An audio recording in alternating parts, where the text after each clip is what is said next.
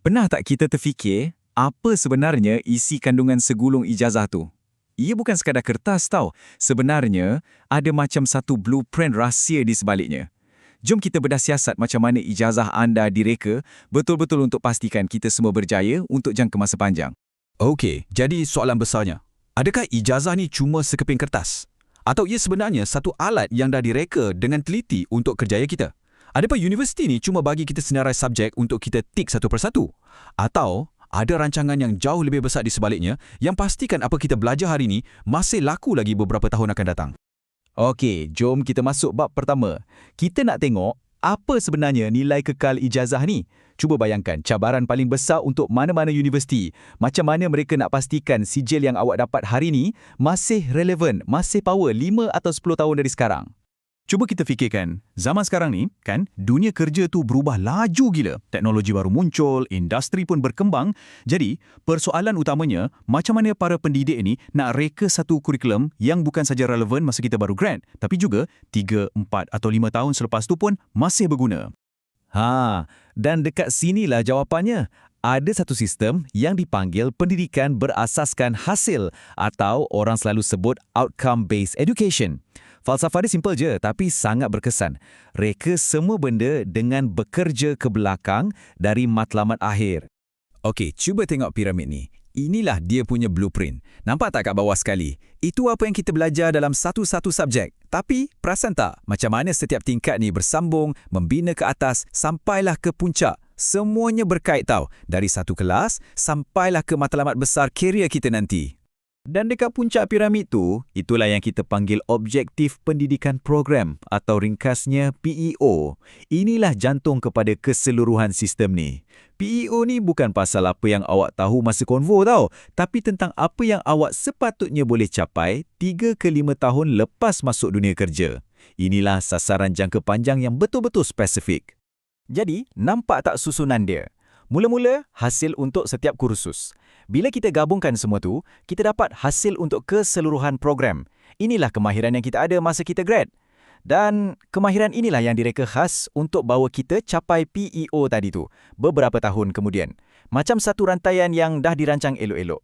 Okey, tapi macam mana kita nak tahu plan ni betul-betul menjadi ke tak? Adakah ia cuma teori atas kertas?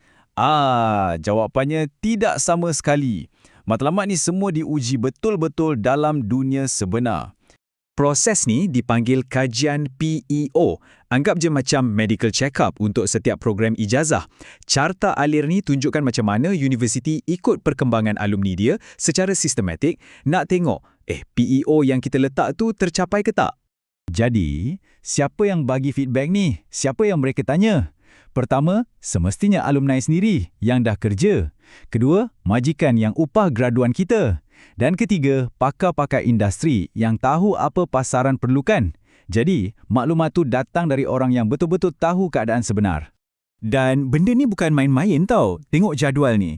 Badan-badan kualiti macam MQA, E-Tech dan lain-lain, diorang ada syarat yang ketat gila. Diorang bukan setakat nak tengok prosesnya ada, tapi diorang nak bukti. Nak tengok KPI. Semua ni sebab nak pastikan ada accountability dan kualiti tu sentiasa terjaga.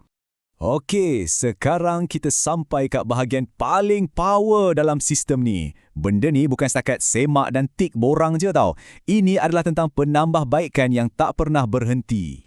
Inilah yang dipanggil melengkapkan kitaran kualiti ataupun closing the loop.